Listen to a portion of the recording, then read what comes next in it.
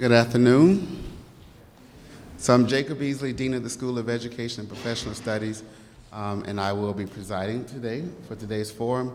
And this is a really great opportunity for all of us, students and faculty and staff, to get to take part in a moment in time where we get to talk to some of our distinguished alumni. So, but before we get started and I explain the program, let me give a few announcements about emergency, just in case there might be one. So in effort to assure everyone's safety, please take notice of the emergency exits located at within this facility.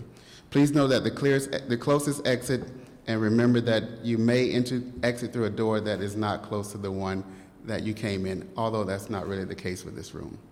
And in the case of emergency, please dial 911 or follow the directions of the officials. So we have a few people in the back, Joe, Peter, and myself. So, and we'll take care of you, but we don't think there are going to be any issues. So today's Fellows Program is an honored tradition since 2008. So for the last 8 years, we've been recognizing distinguished alumni. And this year, we're here to celebrate the accomplishments of our alumni who are some of the finest that we've ever had. And interesting enough, they've all graduated from areas in science. So I thought that was, I assume it's purposeful, but perhaps not, but I thought it was quite telling. But that's exciting as well. So the purpose of this is to exchange ideas and to do things the way we do here at Eastern, which is to imagine what can be and to make things that seem impossible possible. And I think you're going to hear some of that today. So our panelists today are three, again, esteemed scientists. Each is making a notable impact on his or her respective professions in unique ways and in the world at large. So we're proud to honor them, our 2016-17 Eastern Fellows. On the panelists, we have Tracy Boyden, who was a biology major. Should I give the year? Go for it. 1989. Some of you weren't even born. Yes.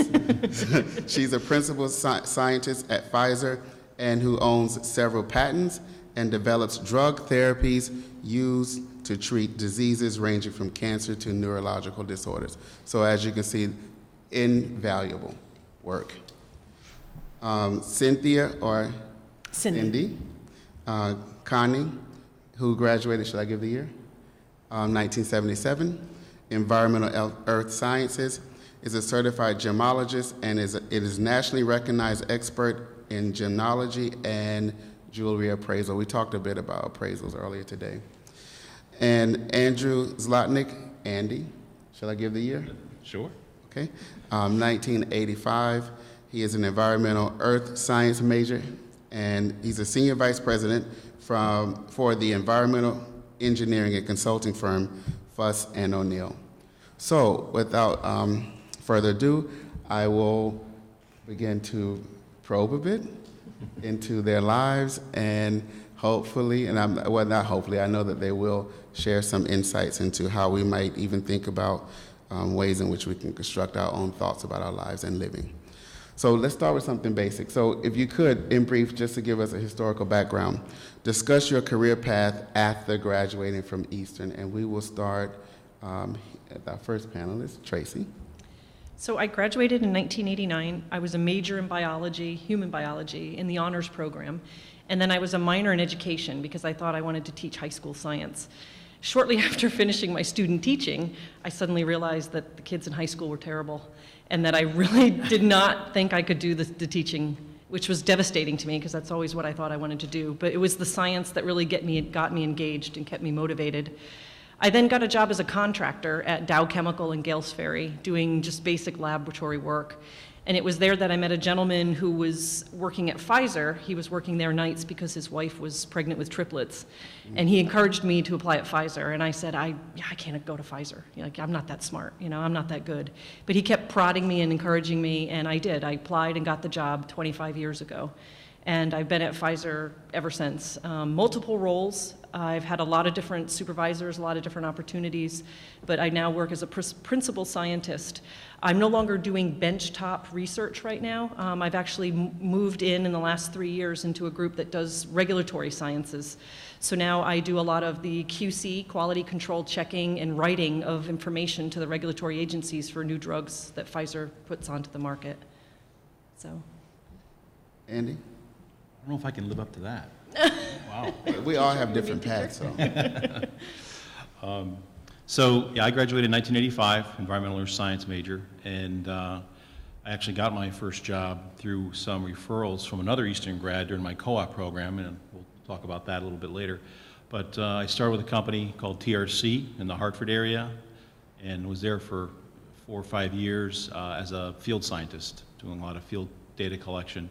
And I realized quickly that, in order to kind of move further in my career, I needed to go on to graduate school. So I did that. I went out to the Midwest, to Wright State University, earned my master's degree there, and quickly came back and started with Fuss & O'Neill, where I am today. And I've been there for 23 years. And during that course of time, again, came back, worked in the field a bit, quickly got into the more of a management track to where I am today, and helped leading a group of environmental scientists of about 40, and also an office down in southwestern Connecticut of different practices, engineering, environmental work, as well as hazardous materials. So career's done a couple little different changes along the way, but the background I got at Eastern, I think, served me pretty well. Cindy? Okay, I graduated in 1977, and I had been working, I was a commuter student. I grew up in Wyndham and go back 6, 7, 8 generations in town here. And I had been working in a jewelry store while I was going through Eastern. So after graduation, I ended up getting a job at Lux Bond and Green in Hartford. It was a big deal for me to drive into Hartford, but I was with them for well over 20 years, and I found out about the gemology school out in California, so I went out and did the gemology program. Didn't care for California. It took me 3 days to drive home. Actually, my daughter is doing the same thing. She's out in Carlsbad now, working for the GIA. But in the year 2000, 2001, I decided just to do appraisal work. I don't have to worry about inventory. I work by my own hours, and it's a consumer. We're kind of a consumer's advocate, kind of, we help them document their goods, make new purchases, educate them. So I do a lot of different things. But consumer protection is a good thing. So I heard several of you talk about this notion of, I'm summing it up as an opportunity, and particularly someone nudging you or providing a chance to do something that may have been different. So with that, and thinking about that, did you have any mentors here on campus while you were at Eastern, and what did that mentorship mean to you, if that applies to you? So since we started with Tracy first, I will open it to either Cindy or Andrew to answer first. I'll go ahead. Gosh, I can't remember. It was a long time ago. I would say my obviously the first mentors I had while I was here were my professors. I mean, those are the ones I learned from, that we did a lot of activities together in the classroom and outside the classroom, gave you good advice. But the one person I kind of say, hey, that's where the light bulb went off, and really was a gentleman named Fred Johnson, who's also a previous fellow at Eastern. And when I did my co-op, I did it at the Department of Environmental Protection, and he happened to be there at the same time. It was actually 2 Eastern people that worked there at the time in 1984, a guy named Scott Wing and Jim Juba, who worked in the Water Resources Department.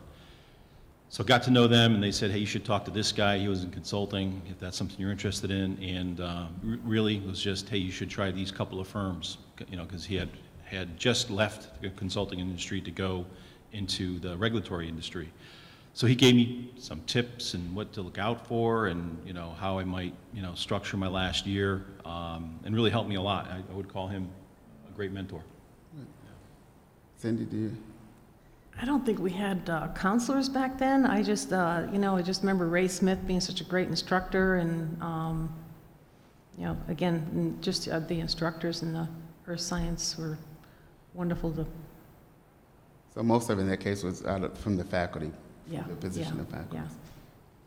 Yeah, I would say for me it was the faculty. The biology department was small enough then, I'm not sure how big it is now, but really all of the professors I had with classes I felt comfortable going and talking to. I did an independent research study with Dr. Adams, and he was a really great mentor, because I look back on it now and I was just absolutely clueless during most of the time that I was doing that research, but he really helped get me the skills and the things that I needed to move forward. And then, Dr. Gable, Dr. Colorso, Dean Sid, a lot of those folks they were just really good mentors and advisors. So Andy, you talked about an internship, and I hear this notion of a research project. So here at Eastern we have, I'm thinking about students who come brand new, the Center for Community Engagement, as well as CREATE, which is our opportunity when students get to celebrate, or we get to recognize research and creativity. So how would you say that your experiences at either research at the undergraduate level or internships play a role in your development, academic life, and then professional life? Sure, I can start. Sure. Yeah, when I did my internship at the DEP, literally, it's sort of like when you get your first job, your boss will usually say, "Here's your calculator, here's your ruler, and I'll get to work." Right, and that's it. But it wasn't like that there. I get there, and there was a pretty important problem at the time in the early '80s. There was this chemical called ethylene dibromide that was kind of hot at the time. A lot of tobacco fields used it. It was contaminating some residential well water. And they actually handed me this data set that the regulators were collecting, and just said, plot this up, figure it out, see what's going on. And this is a big issue. Why are you having me do this? And so it was like a little overwhelming, but you get through it. They help you. They give you help with the evaluation. There was a model we built, and I'll tell you that if I was at all not confident at the time, that certainly made me confident. It's like, geez, if I can do this, I can. This is the opportunity they're giving me. Then I'm pretty sure I can do anything. And that So was it gave you a the great experience. a chance to practice with support. Yeah, exactly. So a safety net in a sense before you are on your own. Absolutely. Very good. Absolutely, I would say the confidence. If nothing else, they help to build that confidence in you. Lots of times a mentor will see something in you that you just don't see yourself. And I think, Dr. Adams was willing to work with me and really teach me some of the basic skills. And I do believe that helped when my resume was put in with hundreds of others, to help it sort of stand out as, wow, this kid actually took an initiative as an undergrad to seek out this opportunity. So I do think it helped get my foot in the door where I am. Cindy, did you want to? I started Eastern in 1973, and I think it's when the environmental earth science was just started as a major. Fledgling? I don't think we had internships. I don't remember. It was the graduates of your class that started mining yeah. the people. It was Right, Jim and right. Fred and all those guys Yeah, out of your class. Yeah. So it happened organically then. So you were a trailblazer. She was. At least your cohort was. She was. So thinking about Eastern, we pride ourselves in liberal arts practically applied, and defining liberal arts as those skill sets in which students learn to think critically, to speak eloquently, to communicate eloquently, verbally and non-verbally, and numeracy, et cetera. And sort of having a global perspective of history, social sciences, the sciences, et cetera. And applying that to a professional or perhaps a career aspiration. So thinking about that in terms of mission as a public liberal arts institution, how important do you think that vision is, or that those values are in a current day economy? And I'm gonna start with I think it's your Cindy. turn. Oh, okay. I can remember when I was first starting Eastern, my grandfather telling me, he goes, it doesn't matter what you major in, you're going to learn how to think for yourself. And that's really, what I got out of college was probably some confidence, just the, making a livelihood and getting, 3 or 4 years was a big deal back then, you know. I never went and got my master's or anything, but it was a confidence builder for me. So liberal arts, applying that practically applied relevancy to today's economy? Absolutely. I know for me, it's diversity. It's the diversity that you guys, as a student body, have here, but it's also the diversity in the academics that you're exposed to, I think is just amazing. Because when you're in the workforce, you are working with a very diverse population. Another thing that it does is it helps you be a better multitasker. You bring a lot of different types of skill sets versus, for me, just relatively in the science world, you know, being able to be a good writer, to think out of the box when you're in collaborations and meetings can be just extremely helpful. And then one of the other things I jotted down was just being change agile. You know, Pfizer over the 25 years has changed tremendously.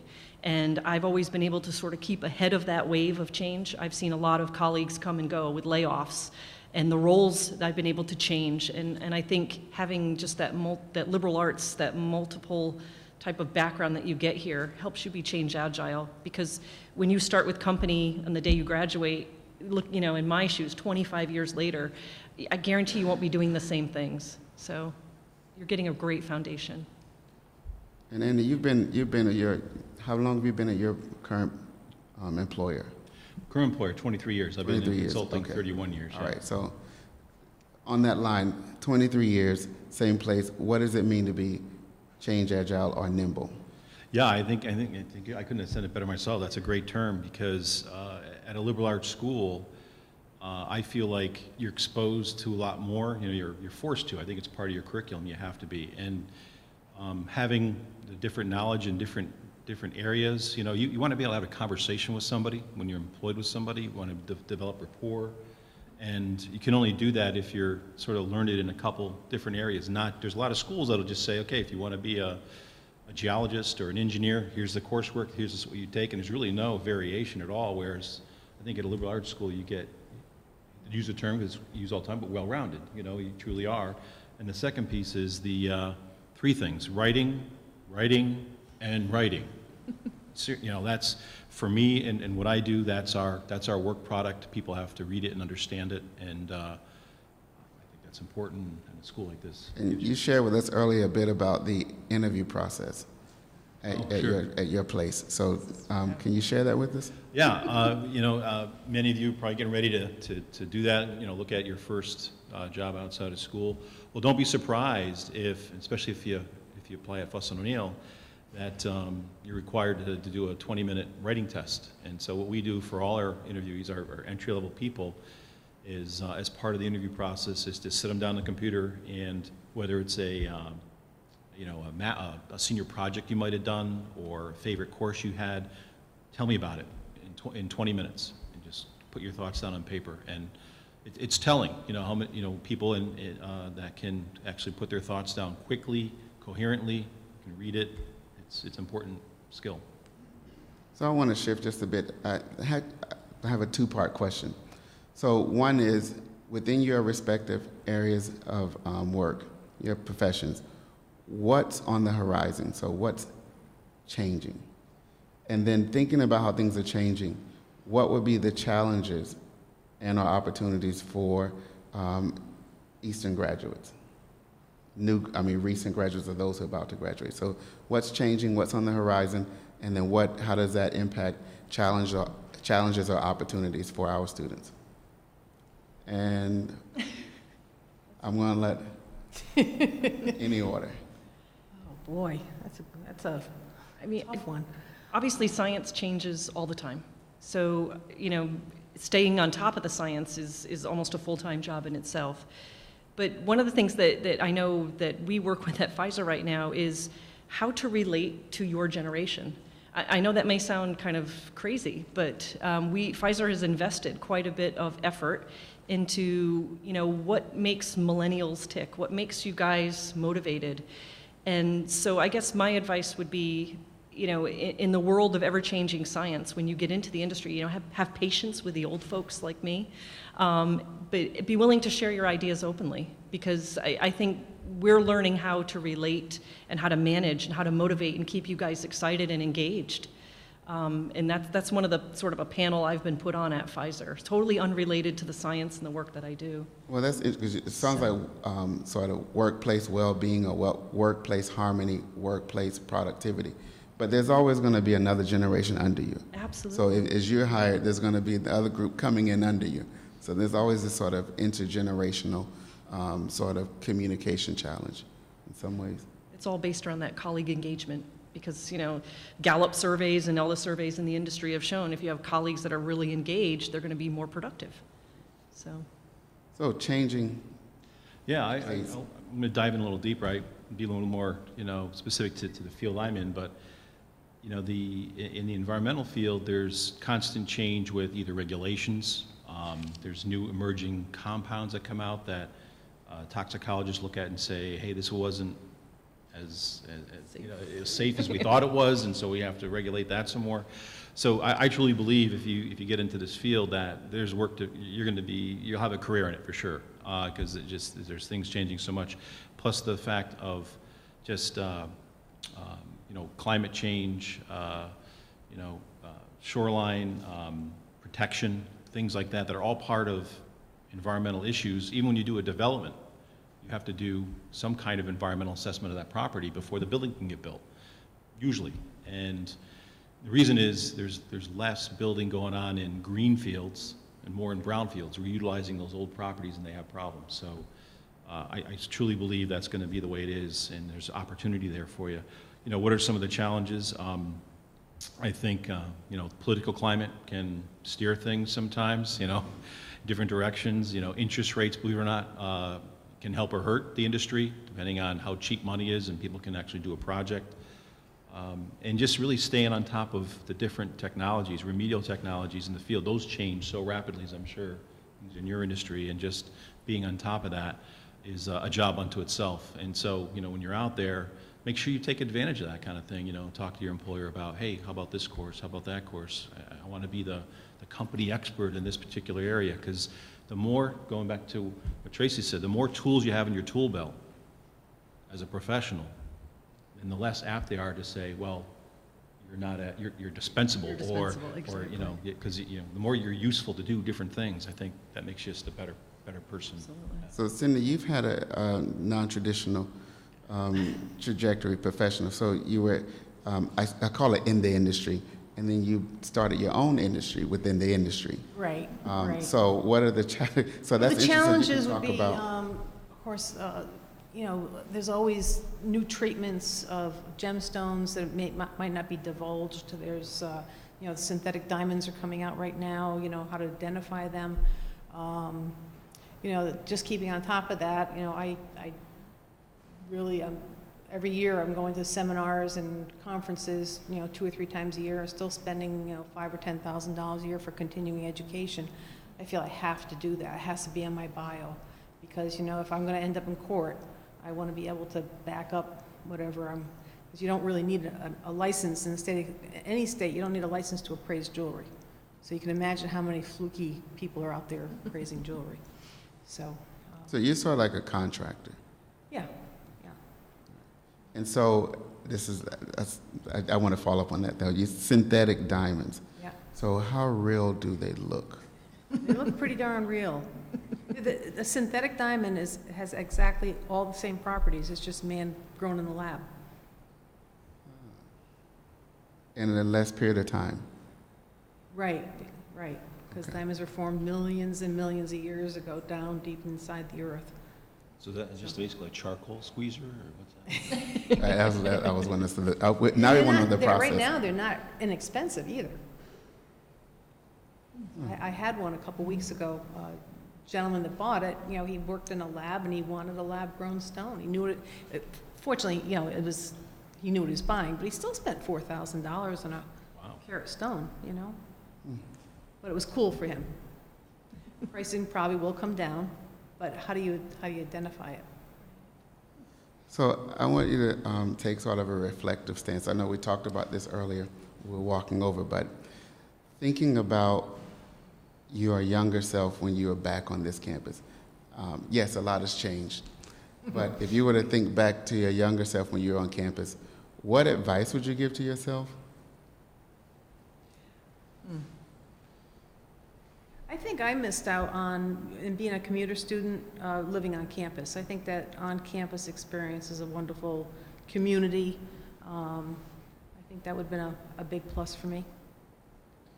Yeah, I to some degree that too. My first year, I was a total commuter, and then I quickly lived off campus, never on campus. I had friends that lived on campus, and I did feel like they were getting more of the college experience, if you will, to have that more of that communal learning. I truly believe just being around people and talking, and you only get 4 years of your life where you're able to do that. And you know, I have kids that are in college now, and I really think they've enjoyed it. You know, one's a freshman, but a junior I believe he likes that kind of environment. And so I wish, you know, if I could turn back time, I could do that. And maybe, you know, I also had to work to help myself put through school. So to the extent you can, I think it would be worth even taking out additional loans. I mean, probably no one in here wants to hear that, but for me at the time, again, if I was back years and years ago, I probably would have done I mean, that. you have the money now to pay it off, so. Yeah. Knowing you'd have the money, yeah, Right. that's true. So, exactly. But, I think tuition was $800.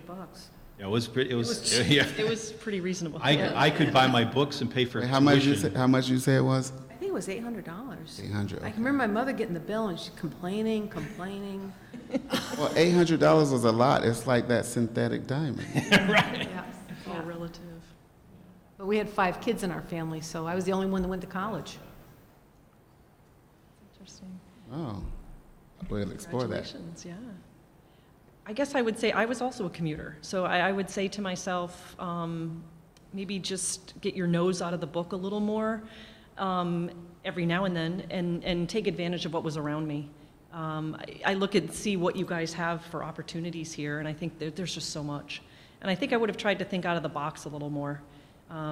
Again, I was so focused on I'm going to be a science teacher. Like, I don't need to know that. I don't need to understand that. And I would have just told myself, you know, don't be so closed-minded. I agree with that. I think Yeah.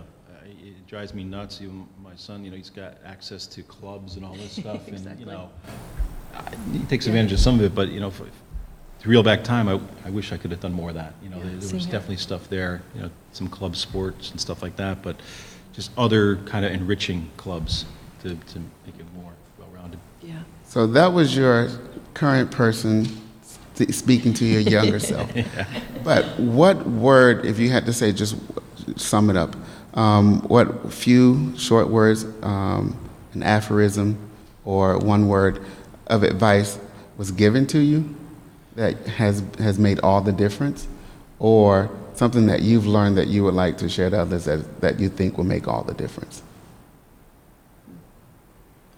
I don't know if I could say it in an aphorism, but you know, for me, the bit of advice I would have, just kind of because of the path I took in my career, I wish I had at least one business management course in my repertoire, which I don't at all, and that would have helped. But you know, I think that's certainly one thing. And I'll go back to, you know, attending those professional seminars, even as a student. You know, there's those, at least in the geoscience, I don't know if everybody's here EES or not, but to attend whatever your field is, a professional seminar.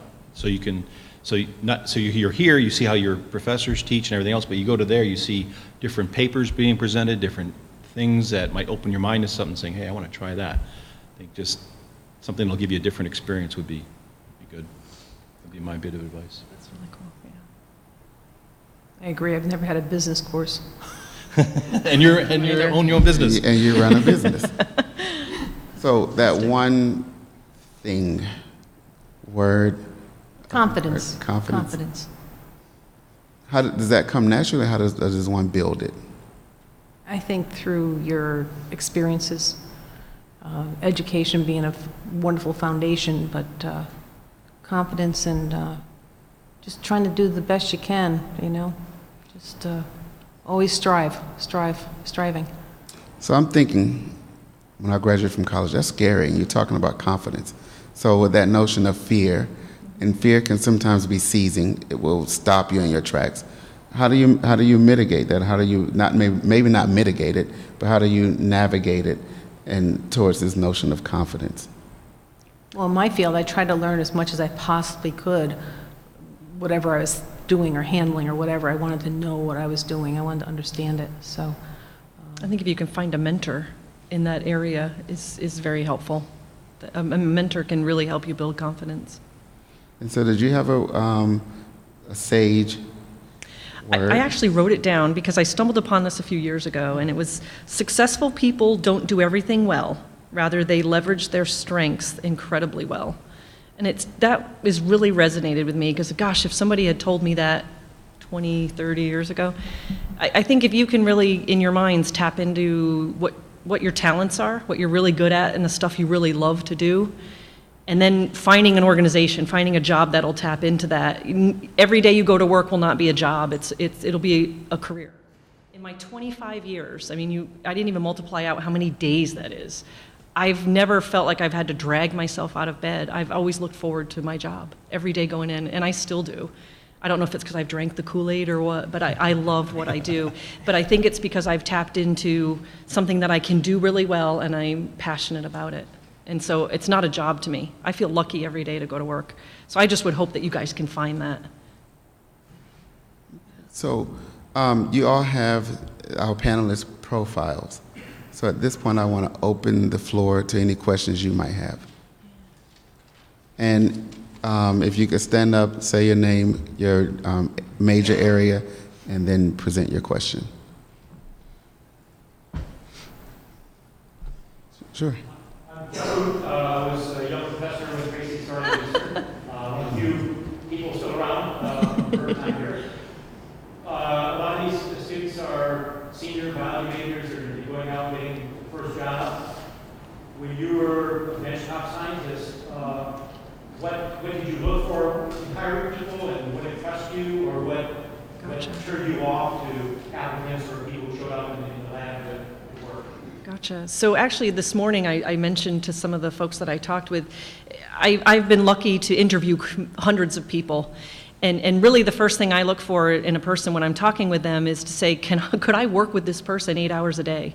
So to me, the personal skills are the tougher things to teach a person. I could teach any of you how to pipette or make a standard curve or do any type of a bioassay in the lab. I'm certain I could teach you how to do that. But it's really, who you are as a person and the drive that you have and the ability to learn. That's really what I would look for.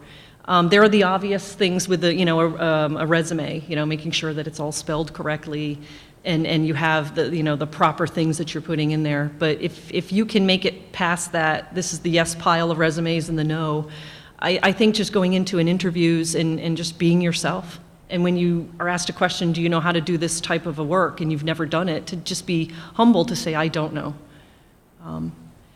But truly, a lot of the stuff, even some of the more in-depth labs that I'm sure you guys have had, I think a lot of what you're going to learn will be on the job. So when you're looking at an application, if they're looking for A, B, and C, and you only know kind of how to do letter A, I've never heard of B, I have no idea what C is, take the leap of faith and just put the resume in anyway. Because 9 times out of 10, an introductory type of a role, we're not going to expect you to know how to do A, B, and C. We're going to want to teach you A, B, and C the way we do it. So we want somebody that we can work with. So I don't know if that's helpful. Yeah, I agree with a lot of that. I think what you have to get out of the mindset of is when you go to an interview, we don't interview people to, run them through the ringer and try to weed them out. Our HR department has already done a good job of getting you to the table, okay? So welcoming you in. And so what I'm trying to do at an interview is, you just said, is this person, do I get a feeling that they're going to be a team player? Right. Be able to present themselves well in front of a client. Because you know what? Technically, almost every student we get in, probably has the technical background from whatever school they come from. But I kind of, we talked about this earlier, the writing for me is a big thing too. You know, that's why part of our interview process is writing. So knowing how to write, how you carry yourself, those are important things that that's just stuff you kind of learn as you go along. It's not you don't take a course in that. So, Yeah, it's hard to learn. yeah, Common sense. exactly. And be yourself, Yeah. you know? So I think that's an interesting point that once you're hired, this is probably someone you're going to spend more time with during the week than you will with your own family, at least the waking hours. Because by the time you go home, of course, it's a wrap. So that's pretty important to think about. Questions? So this is a safe space. Absolutely. So the questions Fire that you- away. I know. Okay, great. I love it. Ladies first. So can you stand and say your name and your major? My name is Katie. I'm a biology major. I was just wondering, the two of you said something about wishing you took a business class. You specifically own a business. How did you learn how to do that being a science major? Well, You still learning? I'm still learning, yeah. I just learned how to do the QuickBooks year-to-date report, you know? But, again, I think it's a common sense thing. Of course, I don't have like a lot of employees. I have some associates, but I prefer not to have any employees at my point in time. But working with other people in a corporate environment, it can be very difficult. And, you know, it makes your life not so happy. So, you know, you don't need that. But the business background, I just think, you know, my daughter she just graduated from UConn, and I thought she should take some science courses or some business courses, but she decided to major in sociology because it was easier. She'll learn, just like I did, you know. I don't advertise, I just have a website. You know, you do what you got to do. But I think I was with Lux Bond and Green for well over 20 years. I think working and seeing that whole, I mean, when I first went there were 60 cards in our time clock in downtown Hartford. It was 3 floors of, I mean, it was incredible, the size of that store. So, you know. But earlier we were talking about this notion in your job. You see your work as almost being an advocate or an educator in some ways. Well, a little bit of both. You know, just people who come to me and, you know, geez, I don't know, you know, can you help me pick out a diamond or something like that, or try to give them some education, how to spend their money, what they want. Everybody, you have to learn to listen to people too. You know, what their desires aren't your own desires. You have to find out, you have to wheedle out of them what they're looking for. And that's not just in jewelry or gemstones, it's whatever. You have to listen to people. And for me, you know, it's part of our business. We have to give a proposal to someone to do work. And so what was helpful to me is having to write that proposal with, you know, another person that was helping me, and know what the cost is to do business. And then creating a spreadsheet with everybody's name on it and their labor rates and how many hours you're going to spend on it. And then managing that budget. Because, you know, the customer, if you want to do a job for $5,000, but if you spend $8,000 at a company, well, then you just lost $3,000 for the company, right? So that'll happen, you know, from time to time as a learning thing, especially for our younger managers and stuff. But they learn from that, and you kind of move on. But so I've worked with people that have MBAs, so that certainly helped, you know, to learn how to manage a budget. But a little bit of school of hard knocks, and but you know, I've been able to do it. But again, I just wish I had more of that background to begin with. So Cindy, I don't want to pressure you, but you were on the bench. You started out on the bench as a scientist, and now you're principal.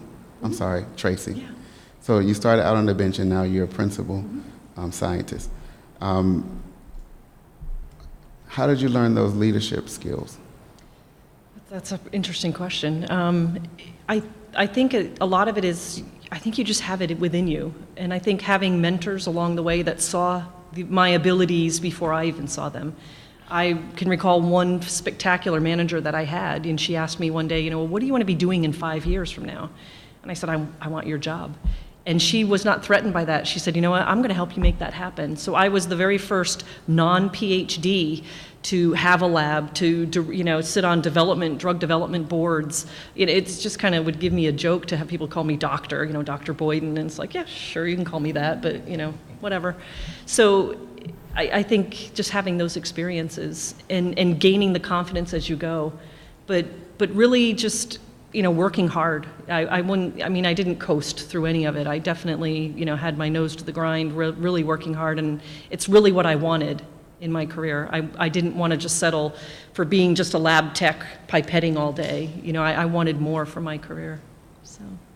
I saw a question right here. My name is Michael Chapman. I'm a biology major. So when you started out at Pfizer, what were a lot of your struggles and challenges that you faced, and how did you overcome? First year workplace. What's that? First year workplace. Yeah, first year. I think Pfizer was so big at the time, if I could remember where I parked my car, that was like the first couple of weeks. I'm not lying to you. It was an enormous place. There were close to 7,000 employees on the Groton site alone. I really think the challenges for me maybe were to be a little more humble and ask questions. I think there were things that I just sort of felt, well, they probably think I'm smart. I have to show that I'm smart and that I can do everything. And, I don't in particularly remember, really messing up an assay or doing something wrong where, it was devastating. But I certainly can remember thinking it would have been a lot quicker and faster if I had just asked more questions and just felt like it was okay to ask questions. In hindsight now, when we have very new people come right out of college, it's just when they ask questions, I'm just so happy. I'm proud that they're willing to kind of ask, and even some of the difficult questions. So I'm thinking of like struggles and things of that nature. I was very fortunate maybe to have great managers. Again, being change agile, I've been there 25 years. I've had 21 different supervisors. So there were some years where I'd work for a manager for 2 or 3 months and then be sort of like a chess piece plucked into this lab, and now you're going to go over here. And I looked at that as huge opportunity. Some folks might have been shut down by that, but I looked at it as great exposure to be doing different things to add into my resume. So very fortunate. So what you're really talking about is a mindset. I think it is, So yeah. earlier we talked about what are the expectations when you hire somebody, and you were really talking about what is the right fit. So does this person, how well will they integrate into our organization? But I think as a person who's looking for a job, you want to know how meaningful would this job be, and how well can I work with the team? But then at the same time, things change. So do you have the mindset to be agile or nimble? Right, exactly. And you may find that, something in the organization changes and it's just not where you want to go. And that's okay. It's okay to change your jobs or to find new opportunities within that organization. So. Yeah, it's big enough where you can do that. Well, it is, right, yeah. To be in And that, you can move closer, you can park closer to the door. You can, yeah, you can. One of the things when you were talking about one of the other questions, I was thinking about from that liberal arts type of a background, and I've actually been able to demonstrate this, that when Pfizer grew so big and then there were layoffs and things really changed, and we changed our focus that we were going to get out of antibacterial drug research and we were going to start into new areas. Having come from a liberal arts background gave me the opportunity to really think out of the box and convince the organization, I have a skill set, I have an idea that could work for you guys. And I have examples of that where it definitely played to my advantage. So it's just, again, I think it only works in a very big organization. But, that could be a pretty cool opportunity for you, too, down the road. Yeah, it's not just big. We're a much smaller company. We're not 7,000 or whatever you are Not today. anymore. But, We're maybe 2,100 now. We're 270 people, but we're broke up into 4 primary groups, and there's nothing wrong with someone being in a group for a couple of years saying, you know what, this is not really, making my socks move up and down. I want to go over here. Exactly. And so we allow that opportunity to go work for another manager, another group, and so, don't be afraid to ask that, the question when you're out there. It's fulfilling, and we encourage it. I have a question from, okay. The floor is yours. So my name is Shadi. I'm a senior in the ES department.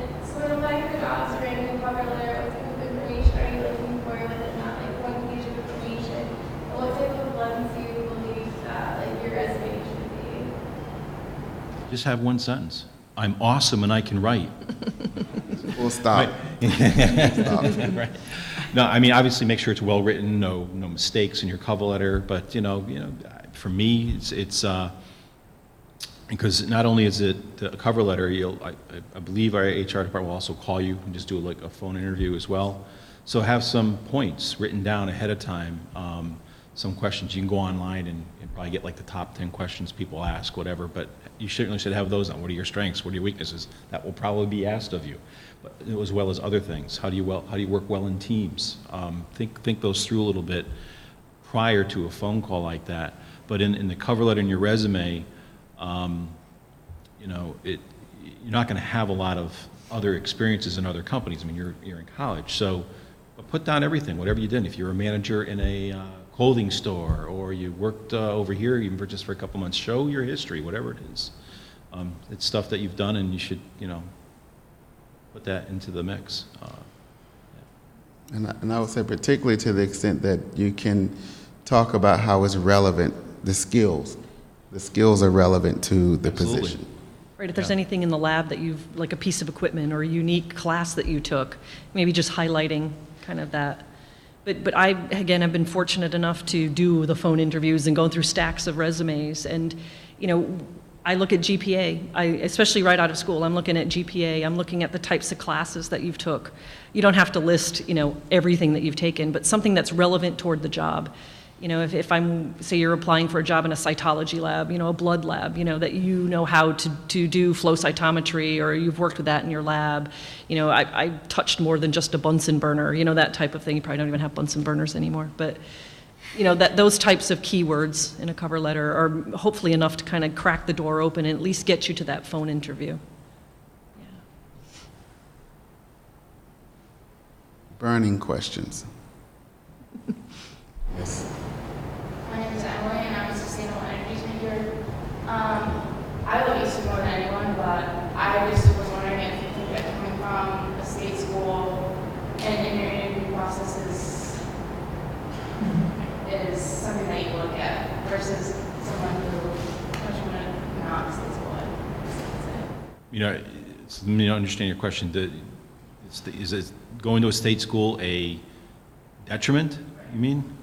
I definitely don't think so. I mean, I went to a state school, I went here, and we have the whole gamut of people from different schools from around the country that apply. And it's what I found with time, I don't know if you two feel the same way, but it's not so much where you got your degree from, it's what did you do with it, and how you present yourself, and the kind of coursework you took, no matter the institution you went to. Did you do that senior project and actually take it the next step, other things? I mean, that's what we look at. It's not so much where you went, but what things were you doing while you were in school. So I don't think just, state school, it shouldn't have a stigma for anybody in this room. I would hope not as well. When I started in at Pfizer, I was working side by side with people who went to Brown or, SUNY Buffalo, wherever they went. They had a lot more college loan than I did, which was fantastic. I was doing the same job that they were doing. Again, I think it comes down to who you are as a person. Some of those people can be, you're scientists, they're totally squares. Like, you'd better off just to chain them on a lab bench because they can't communicate, those types of things. So I think it really boils down to who you are. And I would be proud that you're from Eastern. I get excited when I'll look through all of the criteria and then I'm like, they're from Eastern. It's really cool. So apply. I'd be proud. Make sure. By all means. I'm more than willing to help forward resumes where I think you guys would be good fits. Can Absolutely. I follow that with the moving everyone, like a lot of companies say that, but have that mindset? I sure hope they do, I would hope because so. I don't see how they can be really competitive if they're not. Plus, we actually make a conscious decision not to hire everyone from, say, UConn, right? Because UConn has a certain way, Eastern has their way of educating their students, right? And I think in order for us to be a well-rounded company, even though we're small, is to get people from we make a conscious effort to get them from different institutions, because we think that's good for our company as a whole, to have people from different backgrounds working in the company. And if you think about it, would you want to work for a company that only wanted Harvard grads? I wouldn't fit in. I mean, so you're talking again about plasticity. So the notion that you have different people, when there's a new challenge, you're more likely to be able to look at it from different perspectives and make the With a diverse group, yeah. Right, a diverse group. backgrounds. Hi, my name's Mike. I'm not a student. I graduated from here. Mike, you're supposed to stand up. Related to that question, how soon in the vetting process are you looking at what school they went to? Like, are you reading cover letters first, then looking at their experiences on the resume, or are you going straight to the school? Exactly that. Looking at the cover letter, looking at the courses they've taken, their GPA, how well they've written. And then to me, maybe it's that one-off weird job, like, oh, you worked at Dick's? I worked at Dick's too. It's just making some type of a personal connection for me that gets you into the let's just explore it further pile. And then, because, you can imagine at Pfizer, I've seen resumes that, as undergrads, they've had literatures, they've had stuff published, and you really get into looking and through them, and you get on a phone interview, and they can't articulate. There's something where I just can't work with this person 8 hours a day. So, yeah. To me, it's one of the last things I look at personally. Is where they went to school. Went to school, exactly. yeah. That's just sort of, okay, that's where they So went. I heard somebody say once, this is a lady, she says, I'm not very good looking, but I'm interesting. She said, and you have to be interesting because looks will fade, but if someone who's interesting, you always want to be around them. That's awesome. So, That's going to be my new thing of advice. I like that I one. like that. Any other questions?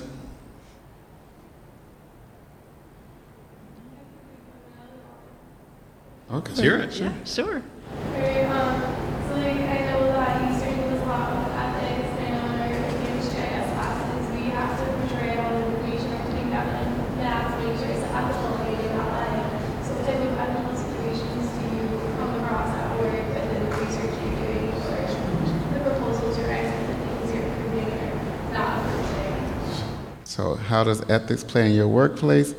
And could you provide a concrete example of either a challenge or something that was interesting around dealing with ethics? When, I'll put it this way. So ethics is something you have when people aren't watching, okay? I'll just say that first. Beautifully put.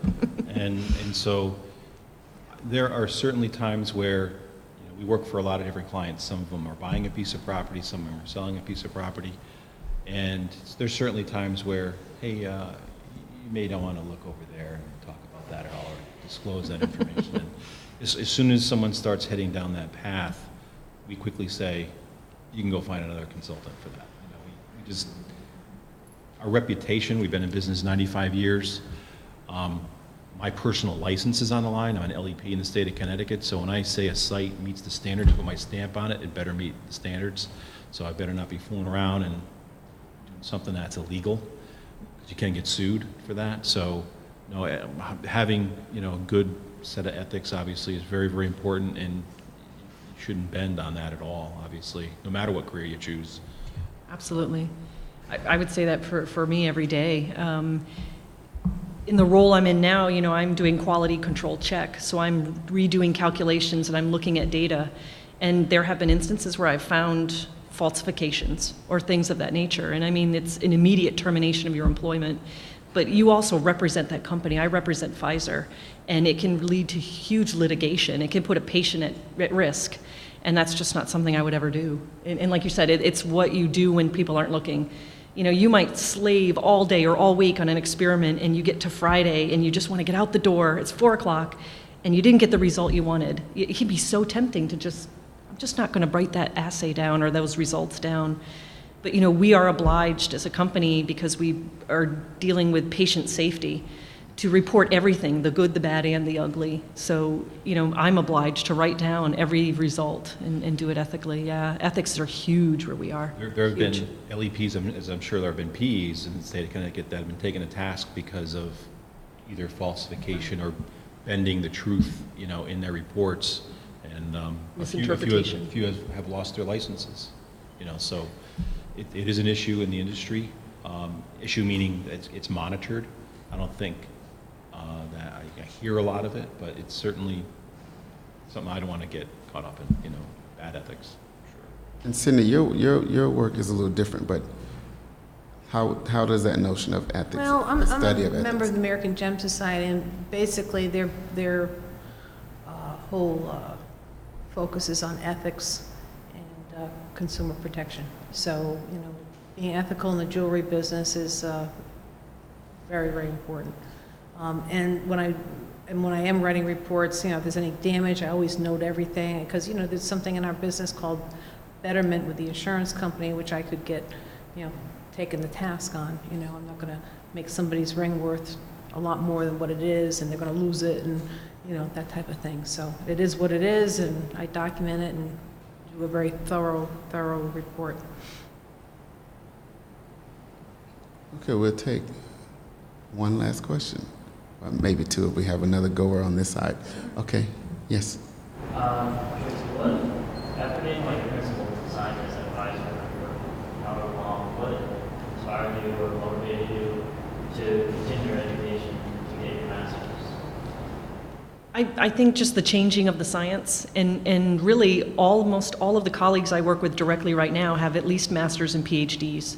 And it was just that desire to always be learning more.